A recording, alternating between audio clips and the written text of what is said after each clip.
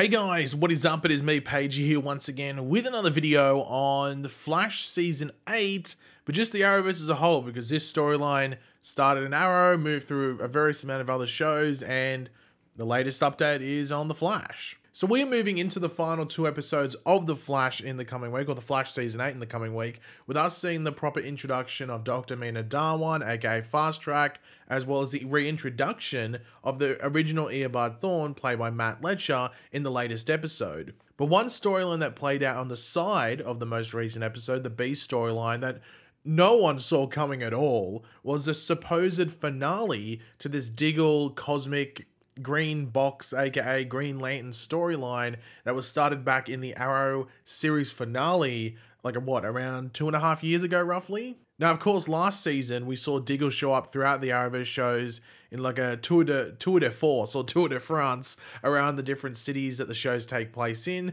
where he's going on this journey to discover what, this thing that he has is and the effect it's having on him, both physically and personally and emotionally and everything like that. And earlier this season on Batwoman, we saw Diggle show up within Gotham City with the box that landed in the Arrow series finale, but he hasn't been able to open it. That's been something that he's been struggling to do, and he's trying to figure out why that's the case and if any tool or tech can actually open it for him, which fails. And that continues into this Flash episode with a more desperate and struggling Diggle compared to the last time we'd seen him, and that he had been seen by another character going throughout this journey. Now, before we move into the proper breakdown of what went down and what it means going forward, were there ever actually intentions for this to actually be the Green Lantern ring for Diggle for his story going forward, whether it be on screen or off screen? I think the answer to that is yes. I think it's pretty clear that was the case, but that was leading out of the Arrow series finale. It's very important to remember that this journey and this whole storyline for him that we saw last season on the various shows was a result of COVID and no crossovers last season. That was said by the various showrunners last season, and it was sort of alluded to in the initial announcement that Diggle would be recurring or having guest starring roles on all the shows last season. So it was a storyline not necessarily made on the fly, but definitely something that wasn't intended coming out of the Arrow series finale.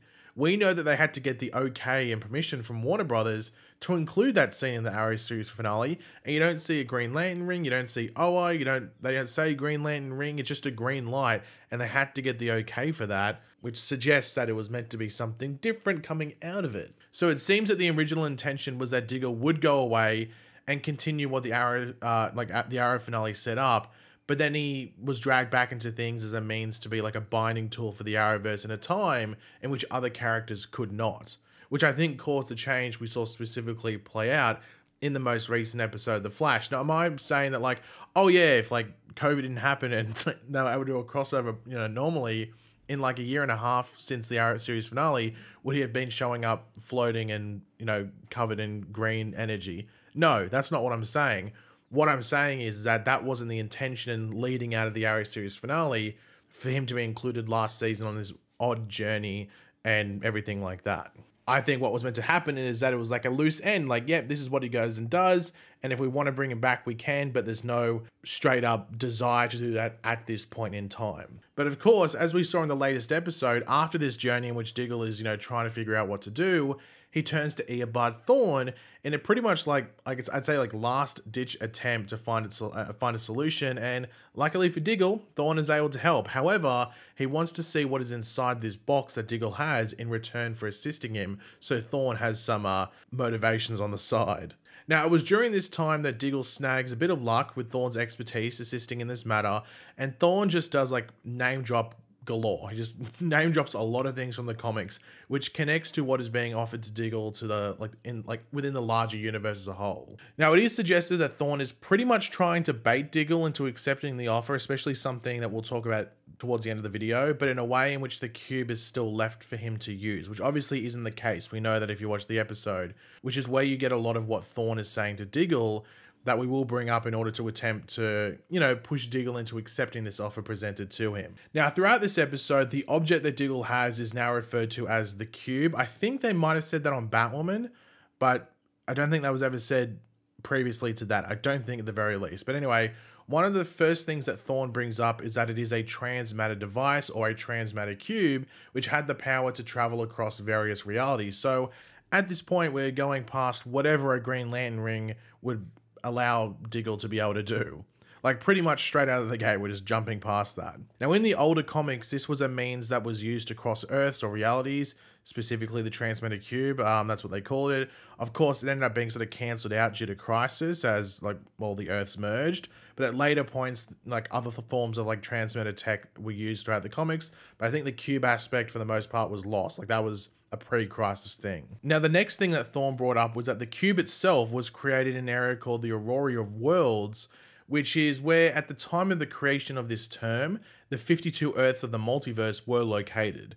Now, of course, this box first landed at Diggle's feet in the Arrow series finale, which was one of the first episodes in the Arrowverse after the rebirth of the multiverse thanks to Oliver Queen, which we at this point haven't really explored much, especially on The Flash. Like, Superman and Lois has touched it, but not really in any major way. And in the comics, this Aurora of Worlds is looked over or watched over by the race of monitors, which is why some people thought it might have been a new monitor speaking at the end of last episode. As I said in my review, I think it was, the voice sounded familiar, but it like had like an effect on it, like a deepening and echo sort of thing going on. So at first I was wondering, is that meant to be the monitor? It sort of sounds like it could be, but of course it wasn't, it was Dion. Now, speaking of the multiverse, at one point, I think it was after Diggle opened the box in front of Thawne, Thawne starts to tell Diggle to drink of the bleed. But what is the bleed?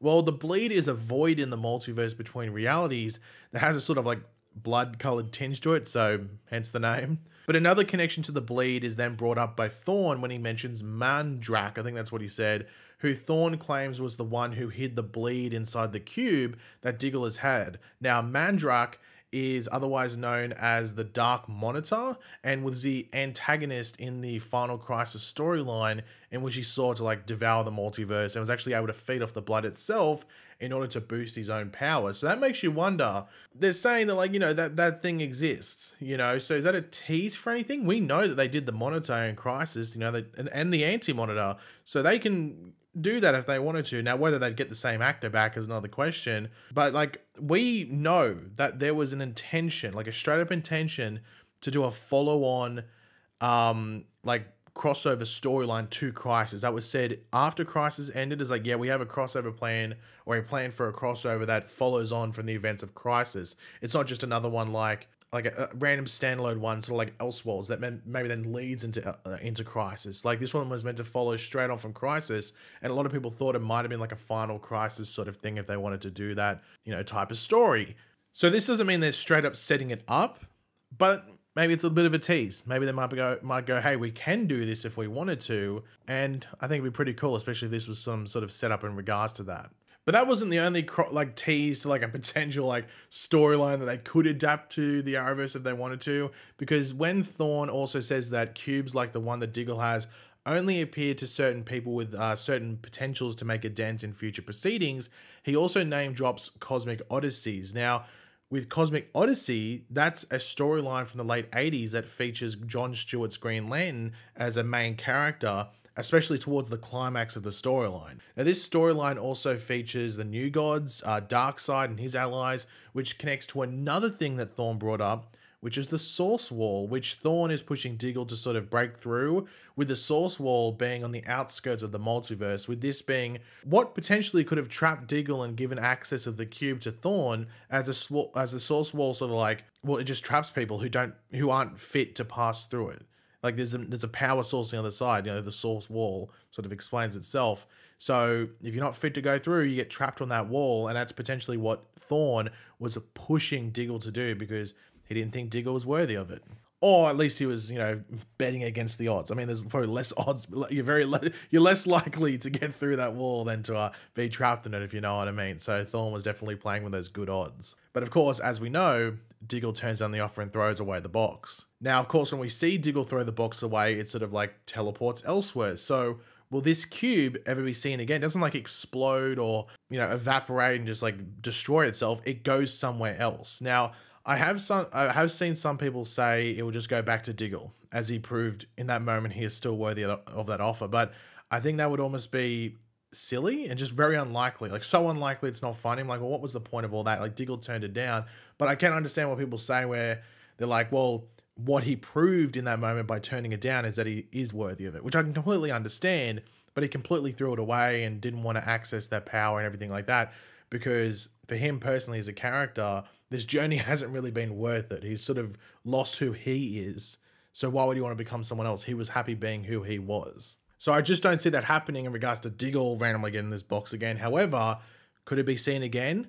I would say there's a decent chance of it if they want to follow up from anything that's mentioned in this stuff with Thawne and Diggle, like the bleed and anything they want to do in regards to that type, like the Dark Monitor, anything they want to do in regards to that. If they push forward with anything in regards to that, then 100% you could see this cube show up again easily. Now, one thing that has to be mentioned leading out of this video, because I think it's either just it's just a coincidence or it's intentional. And that's that Diggle is going to be in the Superman and Lois season 2 finale. That was revealed about a week and a half ago, roughly. We did a video on it, I think maybe the day of the Flash review or the day before, something like that.